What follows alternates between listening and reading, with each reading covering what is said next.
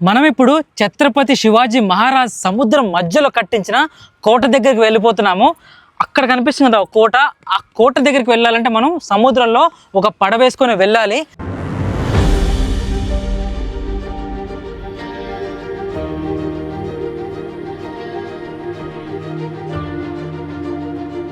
ఇక్కడ నుంచి ఇలా వెళ్ళిపోతే ఛత్రపతి శివాజీ మహారాజ్ గారి కాలి గుర్తులు ఇంకా చేయి గుర్తులు ఇప్పటికి అలానే ఉన్నాయి.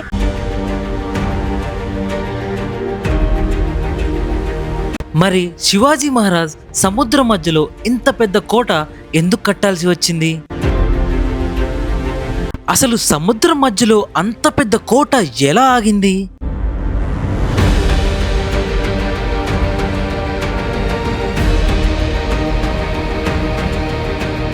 ఛత్రపతి శివాజీ మహారాజ్ కాలంలో ఎవరైతే ఆయనతో పాటు పనిచేసే వాళ్ళు, ఆయన ఆస్థానంలో పనిచేసే వాళ్ళు ఎవరైతే ఉన్నారో వాళ్ళకి సంబంధించిన ఫ్యామిలీ వాళ్ళ ఇక్కడే ఉంటున్నారు.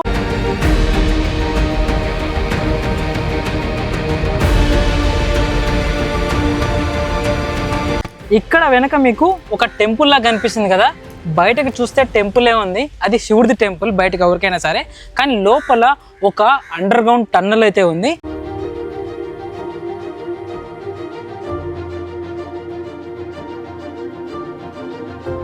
స్వయంగా దీంట్లో ఉండే భవానీ మాతని ఆ శివాజీ మహారాజ్ గారే ఇక్కడ పెట్టారనమాట, స్వయంగా అతని చేతులతోనే. ఈ వీడియోని మీకు శివాజీ మహారాజ్ గారి మీద ఎంతైతే ప్రేమ, అభిమానం, ఆప్యాయత ఉన్నాయో అంతమందికి షేర్ చేయండి. ఛత్రపతి శివాజీ మహారాజ్ కి జై శివాజీ, జై Bhavani. Hello guys, welcome back to my channel Uday Royce. ఈరోజు మనం ఎక్కడికి వచ్చామంటే హైదరాబాద్ నుండి దాదాపు 700 కిలోమీటర్లు ట్రావెల్ చేసి సముద్రం మధ్యలో ఛత్రపతి శివాజీ మహారాజ్ కట్టిన ఒక అద్భుతమైన కోట దగ్గరికి అయితే వచ్చామన్నమాట. ఈ కోట పేరు ఏంటంటే దీన్ని సింధుదుర్గ్ కోట అని చెప్పి పిలుస్తారు. ఇది ఎక్కడో కాదు, సింధుదుర్గ్ ఎయిర్పోర్ట్ నుంచి, అంటే సింధుదుర్గ్ అనే పట్టణం నుంచి మాల్వన్ సముద్ర తీరంకి ఆనుకొని ఉంటుందన్నమాట. ఇదంతా అరేబియా మహాసముద్రం. మరి ఈ సముద్రం మధ్యలో ఛత్రపతి శివాజీ మహారాజ్ ఇంత పెద్ద కోటనైతే కట్టాడు. ఫాదర్ ఆఫ్ ఇండియన్ నేవీగా ఛత్రపతి శివాజీ మహారాజ్ని పిలుస్తారు. ఎందుకంటే సముద్రాన్ని మించిన వారు ఎవరూ లేరు, కానీ ఆ సముద్రం మీద తట్టుకొని నిలబడ్డ ఒకే ఒక్క మహావీరుడు ఛత్రపతి శివాజీ మహారాజ్. ఎందుకంటే యుద్ధాలు అనేవి భూమి మీద కాకుండా సముద్రం మీద వచ్చే పడవల మించి కూడా జరుగుతూ ఉంటాయి. అప్పట్లో బ్రిటిష్ వాళ్ళ బెడద ఎక్కువగా ఉండేది మన మీద. సో వాళ్ళ నుంచి మనల్ని మనం రక్షించుకోవడానికి, వాళ్ళని మనం తిప్పికొట్టడానికి సముద్రం మీద ఎవ్వరు ఊహించలేని విధంగా ఒక అందమైన, అద్భుతమైన పెద్ద కోటనైతే కట్టాడు. అదే ఈ సింధుదుర్గ్ కోట. ఈ కోటను కట్టడానికి దాదాపు 3 సంవత్సరాలు అయితే పట్టింది. ఈ కోట మొత్తం 48 ఎకరాల్లో ఉంటుందన్నమాట.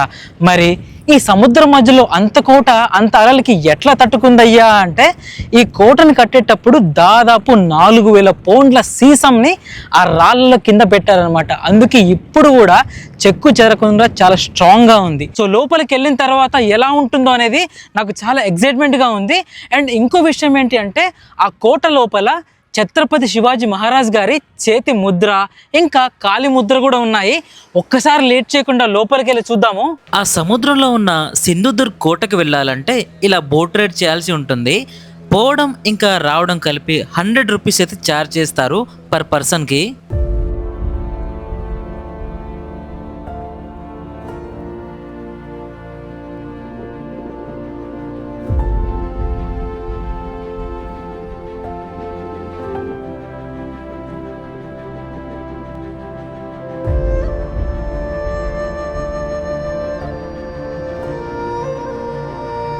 అలా ఆ పడవ మనల్ని ఈ సింధుదుర్గ్ కోట దగ్గర దింపుతుంది.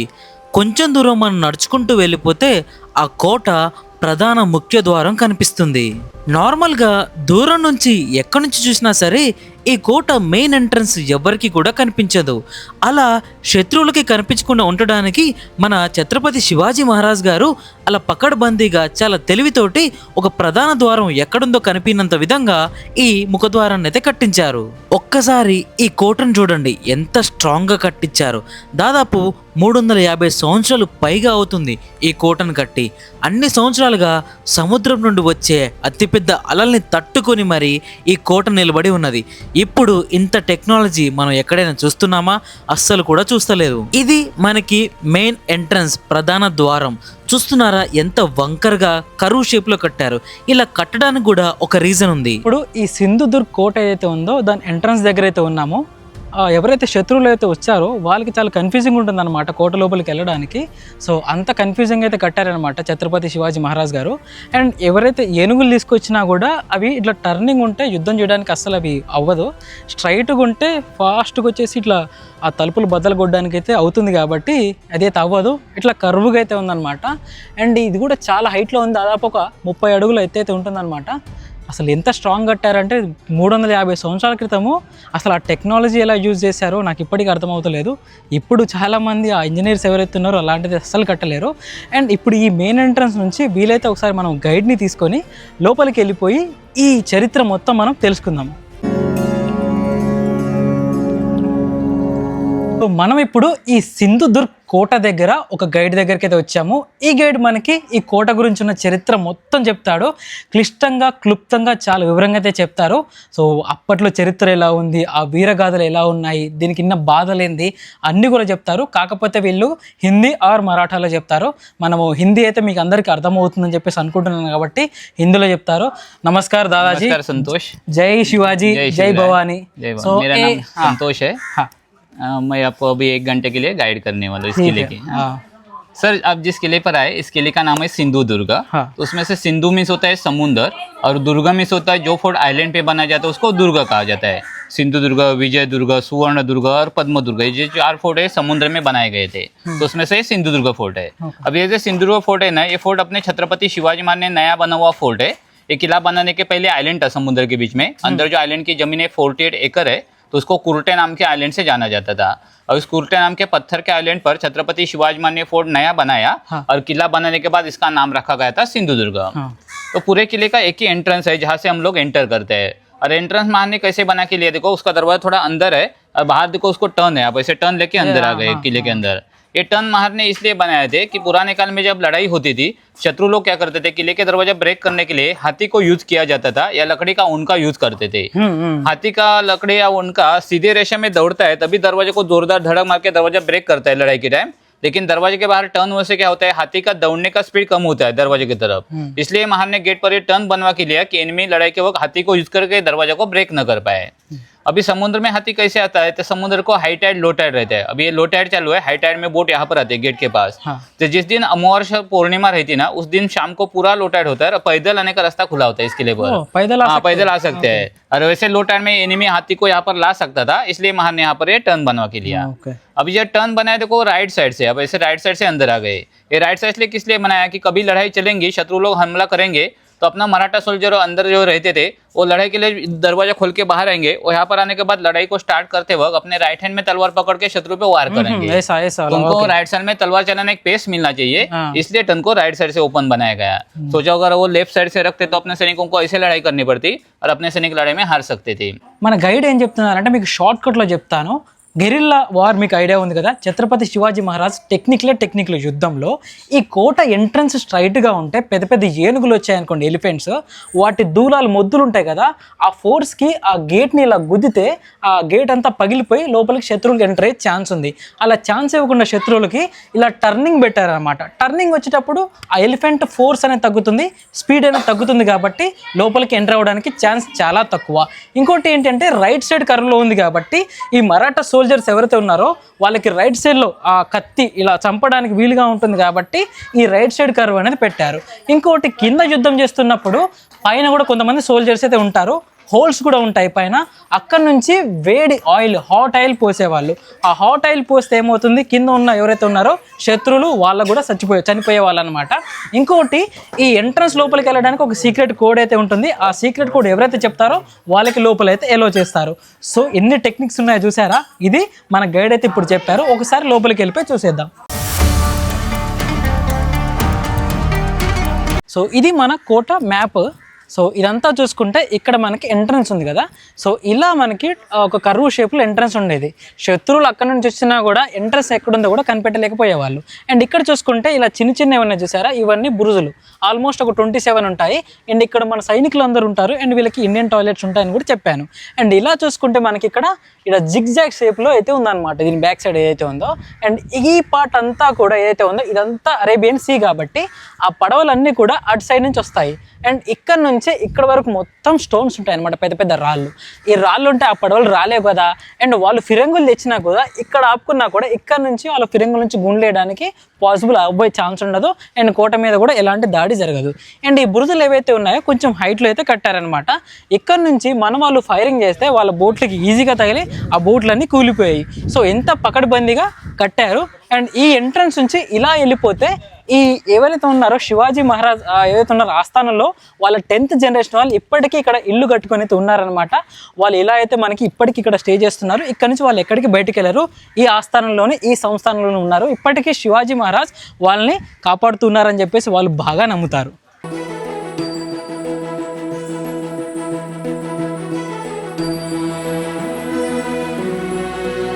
छत्रपति शिवाजी महाराज का टेम्पल देखने वाला है, जो पूरे महाराष्ट्र में उससे एक ही टेम्पल है जो उनके बेटे ने उस वक्त बनाया था. तो अंदर उन्होंने महाराज की मूर्ति ना 1695 में बिठाई थी. और जो मूर्ति वही मैंने जो नीचे दिखाई ना, वो मूर्ति इस मंदिर के अंदर बिठाई गई है, बिना दाढ़ी वाली. और बिना दाढ़ी इसलिए कि शिवाजी महाराज का जब राज्याभिषेक हुआ था ना, तो उसके कुछ दिनों के बाद शिवाजी माँ की डेथ हुई थी. और हिंदू में कैसे कोई डेथ होता है तो हम केशपान करते ना, वैसे महाराज ने अपना केशपान किया था. तो ऐसे बताया जाता था कि उसके बाद जो महाराज वैसे दिखते थे वैसी मूर्ति उनके बेटे ने बनाई हुई है. ये मूर्ति आपको डायरेक्टली दिखती नहीं है क्योंकि हम उसकी पूजा करते हैं, तभी मूर्ति पर हमने ऐसे पोशाक पहना हुआ है. और ये पोशाक के अंदर ये मूर्ति है, उसका जो चेहरा है ना ऊपर हमने ऐसा ये लगाया, मुखौटा लगाया है. वो आपको अंदर देखने को मिलता है. और मूर्ति के सामने एक तलवार भी है जो शिवाजी महाराज यहाँ पर लड़ाई में यूज़ करते थे. उस तलवार का नाम है तुळजा फिरंग तलवार और लगभग 1.5 किलो तलवार का वेट है. तो महाराज ने अपने जीवन काल में 3 तलवार यूज़ की थी. पहली थी भवन तलवार, सेकंड थी जगदम्बा तलवार और थर्ड थी तुळजा तलवार. तो फर्स्ट भवन तलवार है ना, वो अभी शिवाजी महाराज की 13 जनरेशन उदय सिंह राजे भोसले है सातारा में MLA है वहाँ पर, उनके पास फर्स्ट तलवार है. सेकंड जगदम्बा तलवार थी, वो ब्रिटिश लोग लेके गए, उन्होंने लंदन के म्यूजियम में रखी है. और थर्ड तुळजा फिरंग नाम की तलवार यहाँ पर मंदिर में रखी हुई है पूजा के लिए. अभी ये मैन में बंद रहती है, हम उसको एक ही बार निकालते हैं. दशहरे के दिन शस्त्र पूजन करना पड़ता है, वो शस्त्र पूजन के टाइम उस तलवार को मैन से निकाला जाता है.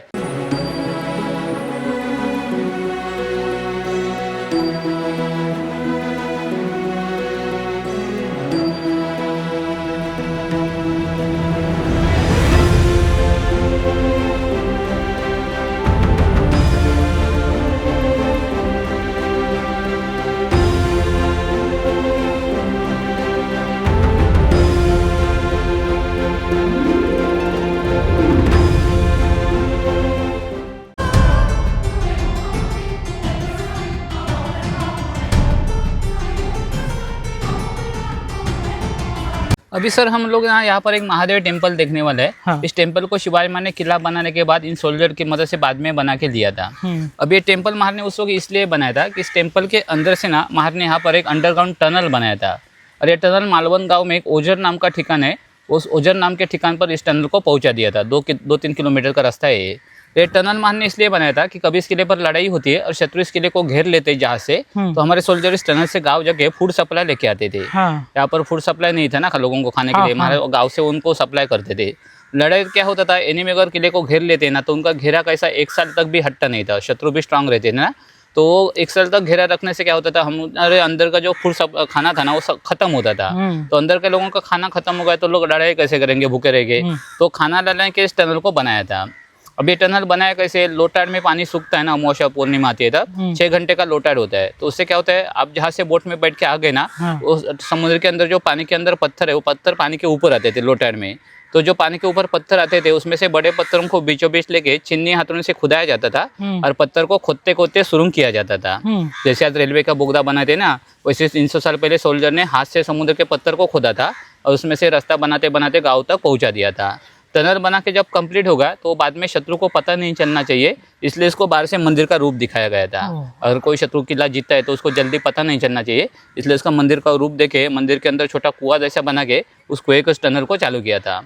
బయటకు చూస్తే టెంపులే ఉంది, అది శివుడిది టెంపుల్ బయటకు ఎవరికైనా సరే, కానీ లోపల ఒక అండర్ గ్రౌండ్ టన్నల్ అయితే ఉంది. ఇది సముద్రం మధ్యలో ఉంది కదా ఈ ఫోర్ట్ అనేది. ఆ టన్నెల్ నుంచి లోపలికి సీక్రెట్ వేలో వెళ్ళిపోతే మీరు ఆ సముద్ర తీరానికి వెళ్ళిపోవచ్చు అనమాట. 2 నుంచి 3 కిలోమీటర్ల దూరం అయితే ఆ టన్నెల్ వే అయితే ఉంటుంది. ఎప్పుడైతే యుద్ధం ఈ కోట మీద జరిగినప్పుడు ఇక్కడ ఉన్న సామాన్లు కానీ అవన్నీ కానీ పాడైపోతాయి, ఇంకా అయిపోతాయి కదా. మరి అప్పుడు యుద్ధం చేయడానికి వీరులకి తిండి ఆహారం కావాలి. వాళ్ళు ఆహారం ఉంటేనే శక్తితోటి యుద్ధం చేస్తారు కాబట్టి సీక్రెట్ వేగా ఎవరికి తెలియని విధంగా ఛత్రపతి శివాజీ మహారాజ్ గారు ఏం చేశారంటే ఒక అండర్ గ్రౌండ్ సీక్రెట్ టన్నెల్ పెట్టారు. సో ఇక్కడ నుంచి అలా 2-3 కిలోమీటర్లు వెళ్ళిపోయి అక్కడి నుంచి తినడానికి ధాన్యాలు కానీ సామాన్లు కానీ తీసుకొస్తారనమాట. అస్సలు మామూలు తెలివి అంటే మామూలు తెలివి కాదు శివాజీ మహారాజ్ గారిది. అసలు నేను చెప్తుంటేనే షాక్ అయ్యాను. ఒక్కసారి వీలైతే ఆ లోపలికి వెళ్ళి చూద్దాము.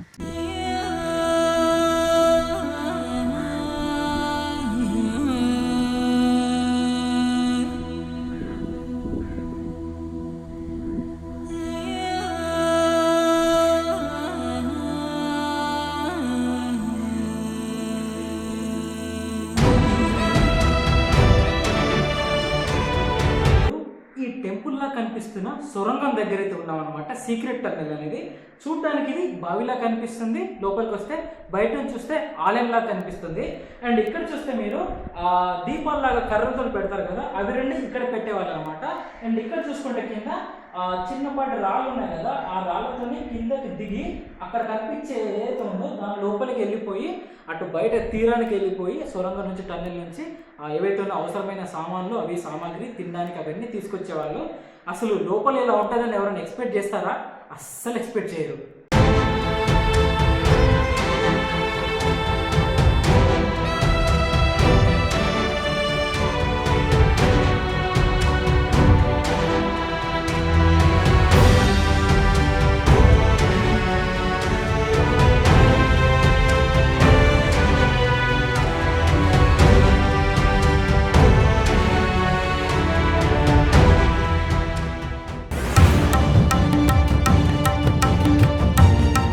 अभी हम लोग यहाँ पर ना स्वीट वाटर वेल देखने वाले हैं, पीने का पानी।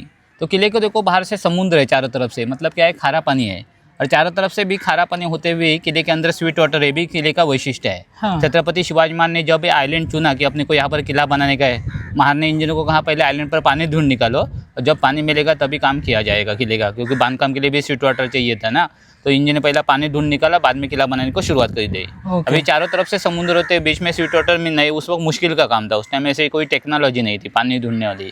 तो इंजन ने दिमाग क्या लगाया, आइलैंड का थोड़ा बीच वाला हिस्सा ले लिया जहाँ पर समुद्र का पानी आएगा नहीं किसी भी तरफ से। हाँ। और बीच वाले हिस्से ना यहाँ पर जमीन पर रॉक्स थे, तो उन्होंने क्या किया, जमीन के ऊपर जो रॉक्स था ना उसको तोड़कर उसका पत्थर बना के वो दीवार के लिए यूज कर दिया।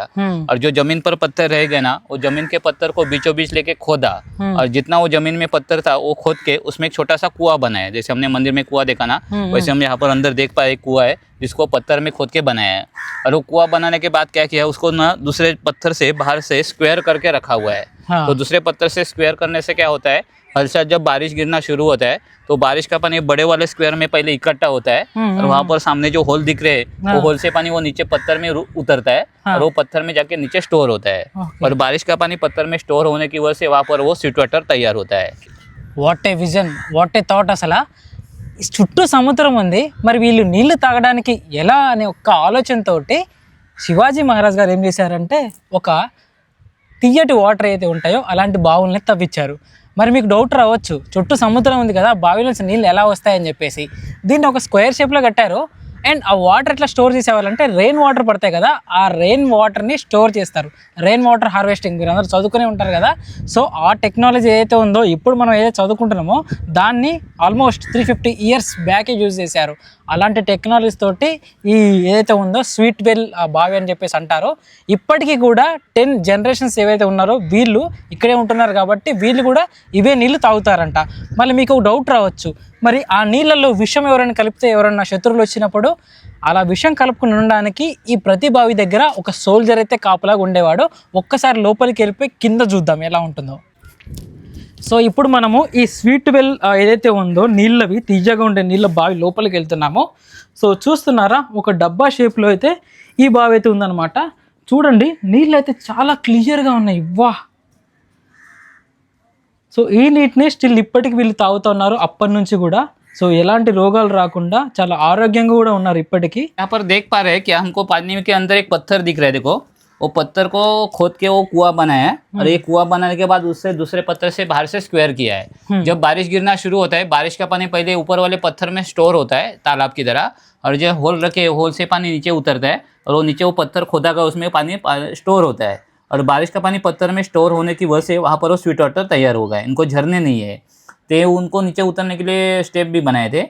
और ये जो बड़े होल दिख रहे हैं ना, यहाँ पर पहरे के लिए आदमी रखते थे, पहारे करे रहते थे, वॉचमैन, क्योंकि राजा जब आते थे ना लड़ाई के लिए, तो कोई पानी में जहर मिला के राजा को पॉइजन कर सकता था पानी से, इसलिए पहारा देने के लिए जरूरत पड़ती थी. तो सैनिक लोगों को रहने के लिए पहारे रहते थे, और जो छोटे होल है वहाँ पर दिए जलाए जाते थे, क्योंकि कोई अंधेरे का फायदा लेके पानी में कुछ जहर न डाल सके, इसलिए रात में दिए भी जलाए जाते थे, और पहरे के लिए आदमी भी रखे जाते थे. ఈ ఏదైతే ఉందో ఈ బావిలో నీళ్లు ఈ ప్రజలే కాకుండా అప్పట్లో రాజు కూడా, శివాజీ మహారాజ్ గారు కూడా ఈ నీటిని తాగేవాళ్ళు. అండ్ ఎవరైనా శత్రువులు నార్మల్గా వచ్చి దీంట్లో ఉన్న పాయిజన్ కలిపితే సో దాని కూడా కాపులా ఉండాలి కదా. సో ఇలా ఇక్కడ ఉన్నాయి చూడండి, ఇలా ఇలా సో ఇలా ఉండేసి కాపులాగా ఉండేవాళ్ళు అన్నమాట సోల్జర్స్ ఎవరైతే ఉన్నారో, శత్రువులు ఎవరు రాకుండా ఎలాంటి పాయిజన్ కలపకుండా. అండ్ నైట్ టైంలో మీరు ఇక్కడ చూసుకుంటే, సో ఇక్కడ మీరు చూసుకున్నారు కదా, ఇక్కడ దీపాలు అనేవి పెట్టి సో వెలుతురు కోసం ఉండేదన్నమాట. సో ఇలా వీటిని కాపాడుతూ ఉండేవాళ్ళు ఈ మంచినీళ్ళ బావిని ఎవరైతే ఉన్నారో శత్రువుల నుంచి పాయిజన్ కలపకుండా. अभी हम लोग जो यहाँ पर पुराना गेट देख रहे हैं ना, ये पुराना गेट है ना, ये महाराष्ट्र का पैलेस का एंट्रेंस है. छत्रपति शिवाजी महाराज को यहाँ पर रहने की सुविधा बनाई गई थी, और ये महाराष्ट्र का पैलेस था. यहाँ पर ये पैलेस बहुत बड़ा था, इसको अंग्रेज लोगों ने तोड़ दिया था 1765 में. महाराज जब एक बार यहाँ पर रह के भी गए थे, किला जब कंप्लीट हुआ था ना, तो महाराज ने यहाँ पर एक बार स्टे भी किया था. एक ये सैनिक लोगों के सरदार रहते थे ना, वो भी यहाँ पर रह के गए थे. दौलत खान, दरिया सारंग, कान्होजी अंग्रे, ये लोग यहाँ पर रह के गए थे. महाराज के बाद एक किला उनका बेटा था राजाराम महाराज, उसकी पत्नी ताराबाई, उन्होंने किला संभाला था. वो ताराबाई भी यहाँ पर रह के गई थी पैलेस में. और उसके बाद शाहू महाराज भी यहाँ पर कुछ दिन के लिए रह के गए थे. तो शाहू महाराज के जीवन काल में अंग्रेज लोगों ने यहाँ पर हमला किया था. लड़ाई चली थी 1 महीने तक, लेकिन लास्ट में अंग्रेज लोग ये किला जीत गए थे. तो अंग्रेज लोगों ने इस पैलेस को उस वक्त उद्ध्वस्त किया था. किस लिए कि लड़ाई में ना हमारे सैनिकों ने उनके कुछ सैनिकों को मार दिया था. तो अंग्रेज लोगों ने जब ये किला जीता ना, तो उन्होंने इसका गुस्सा निकाला कि मराठी लोगों का वैभव नष्ट कर देना चाहिए, इसलिए अंग्रेज लोगों ने इस पैलेस को तोड़ दिया. अंग्रेज लोगों ने क्या किया, महाराष्ट्र में हमारे जितने भी पैलेस थे ना महाराज के, वो सभी पैलेस को अंग्रेज लोगों ने तोड़ दिया. आप किसी भी किले पर, फोर्ट पर पैलेस नहीं देखेंगे, क्योंकि हर किला है ना उनको लड़ाई करके जीतना पड़ा है, और लड़ाई में उनके कुछ सैनिक मार दिए जाते थे ना, तो उसका वो गुस्सा निकालते थे. और अंग्रेज लोगों ने क्या किया, राजस्थान के वाड़े उन्होंने शाबूत रखे, क्योंकि अंग्रेज लोग उनके साथ लड़ाई करने के जाते थे ना, तो वो जो राजा रहते थे वो पहले ही सरेंडर होते थे. तो अंग्रेज लोगों ने उनके वाड़े को हाथ नहीं लगाया. खाली महाराष्ट्र में जितने भी महाराष्ट्र के वाड़े हैं वो सब अंग्रेज लोगों ने तोड़ दिए. और अभी एक ऐसा ASI के अंडर रहते हैं ना, ASI ने इतना ध्यान नहीं दिया, इसलिए सब उसके टूट फूट के ऐसा खराब हो गया पैलेस. नहीं तो थोड़ा उसका फाउंडेशन था, अभी वो पूरा गिर गया. और हम लोग यहाँ पर एक छोटा सा डिजाइन देख रहे हैं, उतना इस राजवाड़े का अभी नक्शी का बच गया है, बाकी सब ये टूटा फूटा है. ये चूने में बना हुआ नक्शी काम था, चारों तरफ से था उसको, और गेट पर बड़े लॉयन भी थे, वो भी ढह गए अभी, और ये इतना उसका नक्शी काम बच गया है. ये कुएं के बाजू में बनाया था, क्योंकि पहले तो पानी ऐसे खींचना पड़ता था ना, उस टाइम में मोटर नहीं थी, इसलिए पानी देख के राजवाड़ा बनाया जाता था. और राजवाड़े कोई आग भी लगाते तो पानी चाहिए ना, इसलिए पानी को देख के राजवाड़े को बनाया जाता था. महाराज जब रहने के लिए आते थे, कुएं से जो पानी निकाल के लाया जाता था, यहाँ पर 2 वॉचमैन रहते थे. पानी लाने वाले लोगों को पहले ठहराते थे, पानी पीने को कहा जाता था. पानी पीने के बाद वो सुरक्षित लगे तभी राजा को देने को अनुमति मिलती थी. మీరు నమ్ముతారా, ఛత్రపతి శివాజీ మహారాజ్ ఉన్న రాజమహల్ ఇది పరిస్థితి ఇలా ఉంది. దీన్ని బ్రిటిష్ వాళ్ళు కూల్చేశారు, మొత్తం పగలగొట్టేశారు. ఇప్పటికీ మనకున్న ఒకే ఒక్క ఆనవాలు ఏంటి అంటే, ఇక్కడ ఒక గుర్తుంది చూడండి, ఇక్కడ ఒక చిన్న గుర్తుంది. సో దీని మీద ఉన్న సింహాలు కానీ ఏవైతే గుర్తులు ఏవైతే ఉన్నాయో అన్ని పగలు కొట్టేశారు. ఒక్కటే మనకి గుర్తు మిగిలింది. ఇది ఆస్థానం అంటే నమ్ముతారా? రాజ్మహల్ ఎంట్రీ అంటే మొత్తం పగలు కొట్టేశారు. ఇక్కడ మొత్తం ఎలా ఉందంటే మొత్తం చెత్త పేరుకుపోయింది అంతా కూడా. సో ఇలా హీనమైన దుస్థితిని అయితే తీసుకొని వచ్చారు. ఈ సింధుదుర్గ్ కోటలో మీకు ఎక్కడ చూసినా సరే మహల్ అయితే కనిపించదు, జస్ట్ చుట్టూ ప్రహరీ గోడ ఒకటే మాత్రమే ఉంటుంది. సో ఇలా హీనమైన దుస్థితికరమైన పరిస్థితిని అయితే బ్రిటిష్ వాళ్ళు అయితే తెచ్చారు. यहाँ पर भवानी माता टेम्पल देखने वाले इस टेम्पल को शिवाजी महाराज ने उस वक्त अपने हाथ से बनाया था। शिवाजी महाराज की मेन गॉड थी कुलदैवत भवानी माता। शिवाजी महाराज ने जितने भी नए फोर्ट बनाए सभी फोर्ट पर महाराज ने अपनी कुलदैवत की स्थापना की थी। तो महाराज ने जब आइलैंड पर पानी ढूंढ निकाला था तो किला बनाने को शुरुआत करने के पहले महाराज ने अपनी कुलदैवत की स्थापना की थी और देवी का आशीर्वाद लेके किले का काम पहला काम चालू कर दिया था। तो अंदर जो भवानी माता की मूर्ति है उन्होंने तुळजापुर से लाई थी। तुळजापुर में उनका मेन गॉड था। तो वहाँ पर जैसी मूर्ति है वैसी मूर्ति उन्होंने बना के लाई थी और ये मूर्ति उन्होंने खुद अपने हाथ से बिठाई थी, क्योंकि पहले के ज़माने में ना ब्राह्मण जो रहते ना वो पानी में आते नहीं थे समुद्र में। तो उन्होंने इनकार कर दिया था। महाराज ने उनको बुलाया था मूर्ति की स्थापना के लिए, लेकिन ब्राह्मण लोगों ने इनकार कर दिया था। तो महाराज खुद ही मूर्ति लेके आए थे और खुद ही अपने हाथ से मूर्ति की स्थापना करके देवी का आशीर्वाद लेके किले का काम चालू कर दिया था 1664 में। శివాజీ మహారాజ్ గారు ప్రతిష్ఠించిన ఆ భవానీ మాత విగ్రహాన్ని నా కళ్ళ ముందే ఉంది. జై భవానీ, జై శివాజీ. నిజంగా శివాజీ మహారాజ్ గారు తన సొంత చేతులతోటి ఈ విగ్రహాన్ని ప్రతిష్ఠించారు. అండ్ ఆ ప్లేస్లో నేనున్నానంటే నా జన్మ ధన్యం అయిపోయింది. అసలు నేను మాటల్లో చెప్పలేకపోతున్నాను. అంతలా చాలా నాకు మనసుకి చాలా ప్రశాంతంగా అనిపిస్తుంది. అయితే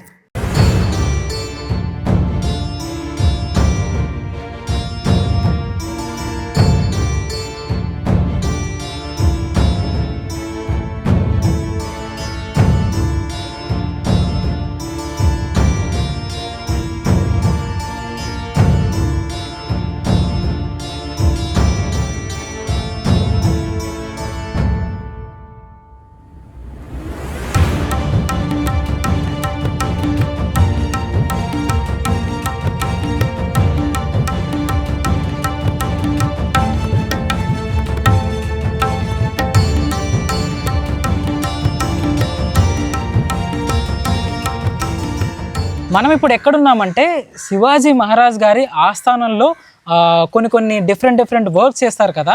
వాళ్ళ ఏవైతే ఉన్నారో వాళ్ళ జనరేషన్ నెక్స్ట్ జనరేషన్ అలా 10th జనరేషన్ వాళ్ళ ఫ్యామిలీస్ ఇక్కడ ఈ కోటలో స్టే చేస్తున్నారు. మరి వాళ్ళ చరిత్ర గురించి వాళ్ళ జీవన ఆధారం గురించి మొత్తం కూడా మన గైడ్ అయితే చెప్తారు. पहले तो लोग जो सैनिक शिवाजी माने रखे थे ना वो टेंट में रहते थे। जब उनका बेटा आया था राजा महाराज उन्होंने मकान बनने को परमिशन दी थी तो लोगों ने बाद में मकान बनाए थे। हम लोग यहाँ पर देख रहे हैं हमारे सैनिकों के एक पुराना मकान है। आप अंदर देखेंगे तो उसके जो दीवार है ना वो मिट्टी में बनाई गई थी। जो पत्थर तोड़ते हुए जो छोटे छोटे पत्थर बच जाते थे ना उनको मिट्टी में यूज करके दीवारें बनाई जाती थी। तो इसे पुराना मकान है जो 18 जनरेशन का मकान है।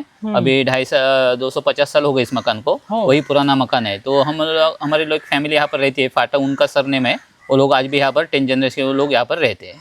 और महाराज के आस्थान में कौन सा काम करते थे? ओ महाराज के पास कोई नगारा बजाने का काम होता था।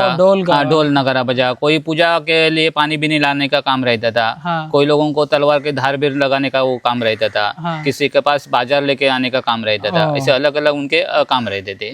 విన్నారు కదా కొన్ని ఫ్యామిలీస్ అయితే ఇలా ముందు ఏదైనా యుద్ధం స్టార్ట్ అవ్వ ముందు లేకపోతే శత్రువులు వచ్చే ముందు వీళ్ళకి సైన్ ఇస్తారు కదా, ఇలా శత్రువులు వస్తున్నారని చెప్పడానికి ఇలా డోలు కొట్టి ఇన్ఫర్మేషన్ పాస్ చేసేవాళ్ళు. వాళ్ళ ఫ్యామిలీస్ వాళ్ళు, ఇంకా వాళ్ళ కత్తులు సానబడతారు కదా వాళ్ళ ఫ్యామిలీస్ వాళ్ళు, ఇంకా బజార్కి వెళ్ళిపోయి కొన్ని కూరగాయలు సామాన్లు తీసుకొస్తారు కదా ఆ ఫ్యామిలీ వాళ్ళు, కొన్ని పూజార్ల ఫ్యామిలీ వాళ్ళు, అలా చాలామంది ఇక్కడ కొన్ని ఇళ్ళు అయితే కట్టుకొని ఇక్కడ ఇప్పటికీ వాళ్ళ జనరేషన్స్ అయితే ఉంటున్నారు.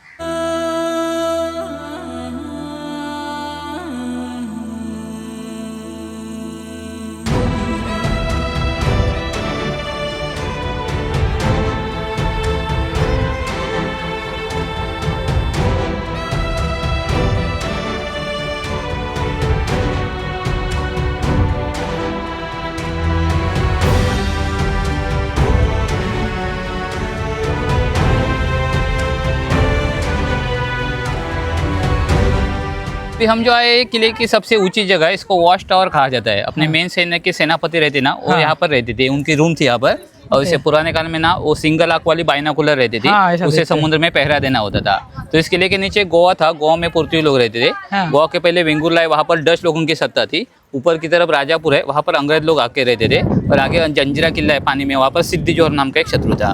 मतलब 2 शत्रु ऊपर की साइड में थे, 2 शत्रु नीचे के साइड में, चारों के बीच में एक फोर्ट बनाया था। शत्रु आते वो समुद्र में से लड़ाई के लिए आते थे, और कोई जहाज आते तो सेनापति को दिखाई देता था, तो सेनापति यहाँ पर एक फ्लैग लगाते थे और ड्रम बजा के अंदर के लोगों को अलर्ट किया जाता था। तो फिर जो टेंट में जो सैनिक रहते थे वो अपनी अपनी जगह पकड़ते थे। वो दीवार को हाफ सर्कल दिख रहे ना, वो बुरुज है, ऐसे 27 बुरुज थे। वहाँ पर सैनिक लोग छोटा कैनल लगा के बैठे थे 1 किलोमीटर वाला, और सेनापति यहाँ पर बड़े कैनल लगा के बैठे थे। और नजदीक कोई आता है शत्रु तो लड़ाई शुरू की जाती थी। तो अपने इंजीनियर थे हीरो जिंदुलकर, उन्होंने क्या किया था, एक किले की बैक साइड का दीवार बनाते वक्त थोड़ा आइलैंड को बाहर छोड़ा और थोड़ी जमीन पर दीवार बनाई। आप पत्थर देख रहे हैं पानी में, वो आइलैंड का हिस्सा है। तो वो पत्थर बाहर रखने से क्या होता था, शत्रु के जहाज आते वो पत्थर के पीछे रुक जाते थे, तो उनकी कैनल की फायरिंग हमारे तक होती नहीं थी। और हमारे जो बुरुज ऊंचा है ना, तो हम यहाँ से जो कैनल चलाते थे तो हमारा कैनल का गोला लंबा तक जाता था। तो शत्रु को जहाज तो पीछे जाना होता था, नहीं तो वो कैनल के पट्टे में आके फूट जाते थे। इसलिए इन्हें दिमाग लगे, थोड़ा आइलैंड को पीछे के बाहर छोड़ा और थोड़ी जमीन पर दीवार बनाई। और ये दीवार को उन्होंने झिकझैक किया है, क्योंकि जो लहर से टकराती है वो दीवार पे फुट के दीवार रुका, उसका स्पीड कम हो जाए, इसलिए बैक साइड की दीवार को झिकझैक बनाया, पूरब की दीवार सीधी बनाई है। ఇక్కడ నుంచి ఇలా వెళ్ళిపోతే ఛత్రపతి శివాజీ మహారాజ్ గారి కాలి గుర్తులు ఇంకా చేయి గుర్తులు ఇప్పటికి అలానే ఉన్నాయి. నాకు వాటిని ఎప్పుడెప్పుడు చూడాలా అని చెప్పేసి చాలా ఎక్సైట్మెంట్గా ఉంది. లేట్ చేయకుండా వెళ్ళి చూపిస్తానండి.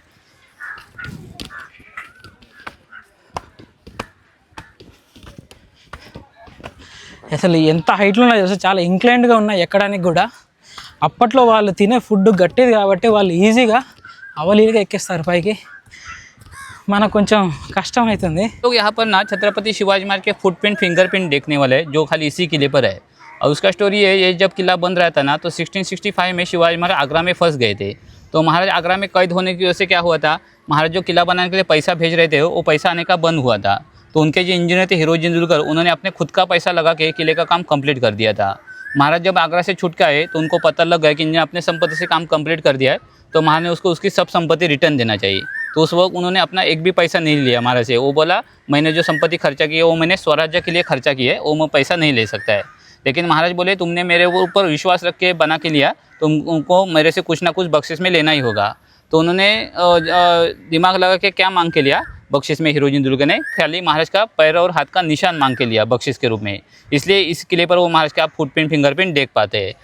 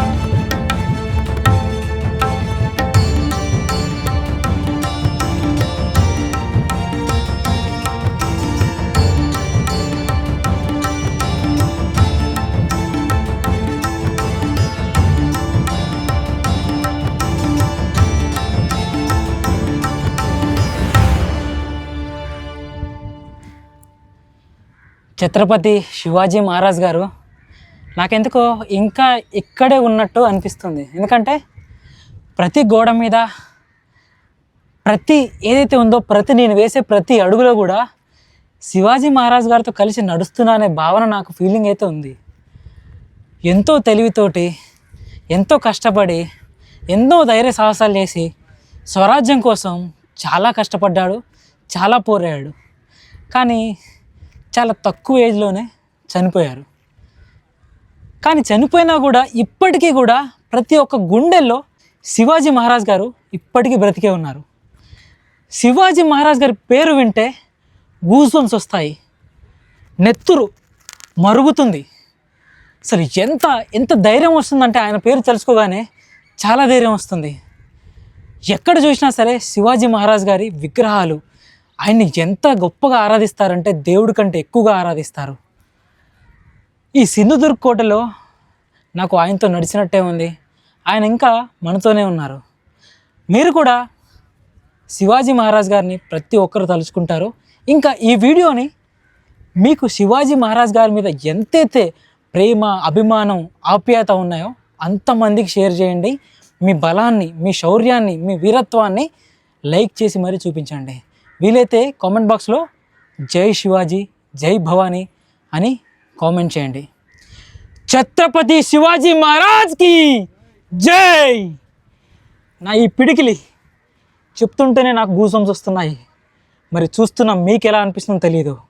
ఇలాంటి కోటలకి తప్పకుండా మీరు విజిట్ చేయాలి, రావాలి. మీ తరమే కాదు, మీ పిల్లల తరానికి, వచ్చే జనరేషన్కి కూడా ఆ వీరత్వాన్ని, ఆ పౌరుషాన్ని తెలియజేసేలా చేయాలి. జై శివాజీ.